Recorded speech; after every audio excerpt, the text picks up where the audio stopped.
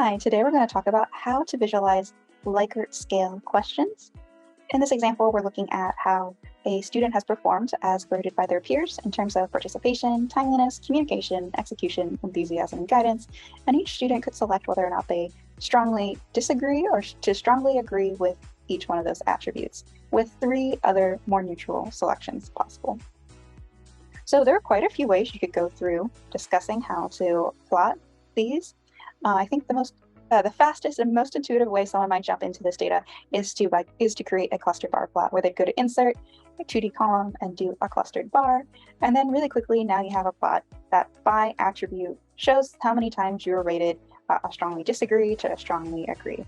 And while all the data is nicely laid out for you, if you were going through a presentation and really quickly wanted to know what your greatest attributes are and what your weaknesses are, it would take you maybe a little bit longer than you want to be able to pull that information. Another option that is readily available in Excel is to do a stacked 100% bar. So go to, again, those bar charts and then do stacked 100% bar. And here now it's easier to see where some of your attributes were more likely rated on a negative scale because there's more red, versus a positive scale, which are in those blues. So here now it's really apparent that you're negatively scored on guidance and positively favored in terms of participation. The method we're going to discuss how to do here today is this third chart, which is a diverging bar chart. And what this does is it centers your scores around the neutral ratings and then plots your negative scores on the left axis or negative axis and your positive scores on the right hand side or the positive axis. So now it's really easy to see which attributes were skewed negative versus positive. So now it's even more easy, I would say, than the plot in the upper right hand corner to figure out where you're doing well and where you're doing poorly. So let's get into how we generate this plot, as you have to do a little bit more work. So you can't just take this array and instantly get that sort of plot. We're going to have to make some modifications. So let's go ahead and copy this array down so we can use it as a guideline for our plot. Let's go to paste special, paste link. And this is just going to be useful to get the plot going. So what we're going to want to do is make all these values negative to get them on the negative axis. So if we're both strongly disagree and somewhat disagree. And then the next thing we're going to do is have to handle the neutral values. We want these to be equally distributed on the negative and positive axes. And what this is going to entail is pulling another neutral column into this. So we want E8, push this down. And we want half of it to be negative, so negative divide by 2. And then the other half to be positive, so just divide this by 2 and send it down. So that should be pretty good. Let's go ahead and check what that plot looks like. Let's highlight our data. Let's insert the plot. So this is going to be a 100% stacked bar. That looks a little weird, and that's because we're plotting the opposite way that we intended to. So we have for the vertical axes, your scores, and then the percentages being your attributes. Let's go ahead and switch the rows and columns. That looks a little bit more like what we were anticipating. Let's go ahead and move this over. So Control-1 to pull up your options, look at the labels. Let's do low, and that should send it all the way to the right. So this is looking better. Let's check whether or not our ratings are where we expect them to be. So if we look at strongly disagree, which is in that dark blue, we see it's closer to the middle where we expect the neutral to be. So this is actually completely flipped from what we want it to be. And the easiest way to get that into the right order is just to actually move our helper table to be in the right order. So what I mean by that is we're going to want neutral to come over here where strongly disagree is, and strongly disagree to be where neutral is. So let's go ahead and get neutral over here. So that's an E8. And let's just go ahead and redo those calculations where we divide, make these negative and divide by 2. And then where neutral is, let's pull over strongly disagree, which is in C8. Send those values down and make sure that they are in negative. All right, now let's go back and check. Good, so strongly disagree is on the far left, somewhat disagrees in the middle, and neutral is in the true middle, so all the way on the right for the negative axis.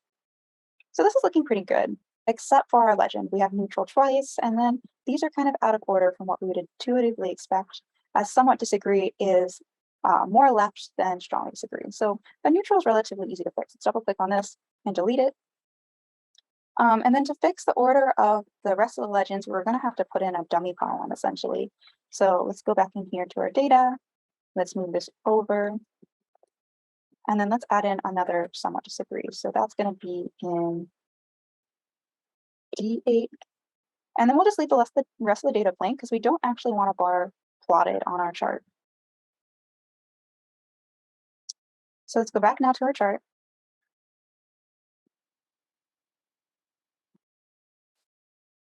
Chart design, select data. And we're going to add a new entry. The name will be somewhat disagree, and the data will be that empty array. And then let's move it up to where we want it in the legend, which is right after strongly disagree. And there we go. Our legend should now have an order that can be correct. Let's delete this. And then now the rest of this will just be recoloring the plot to match the legend and to make it more intuitive to read. So let's go ahead and go from dark red or dark orange to a lighter orange to a gray for the neutrals.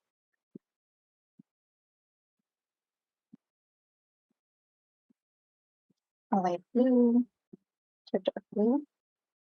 And then we're going to have to fix the legend, particularly for the somewhat disagree, and make that orange that we wanted.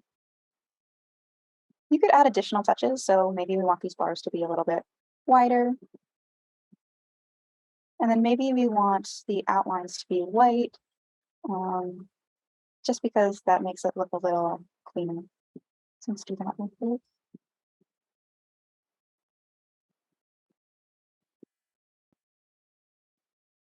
And then you can modify anything else you like. So maybe you want that middle line to be black. Maybe a little thicker, maybe dotted. Change everything else to black.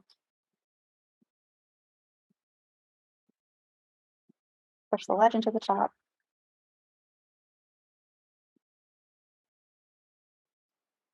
Add axes labels. And then one thing I want to point out is if you go to add in data labels, you're going to have to deal with the fact that since our raw data has a negative value, you'll have to go in and correct how that shows up here. And you can do that by going to label options and going to number and telling it to format the negative numbers to look like positive. And this is a whole other video probably to explain what I'm doing here, but you put the hash for the to indicate positive values should look like positives. And then after the semicolon is how you want to format negative values. And just by putting a hash, you're telling them to format as positive. Click add, and there you go. And then you can do the same for the next couple, or well, for really just this one.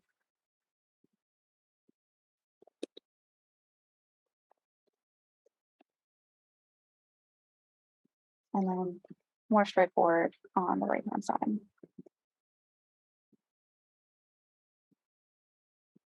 And there you go. Once you're happy with your plot, you can go ahead and save it as a template, and then you can reuse this format in your presentations. Let's do diverging. Great. So now we can go over to PowerPoint and show you how we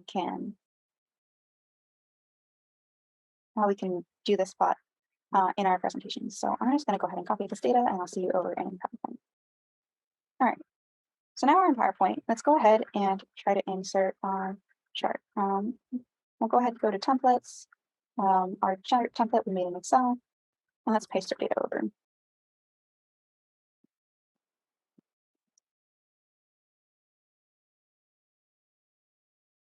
And then we'll have to do some formatting. So we're going to remove column 1.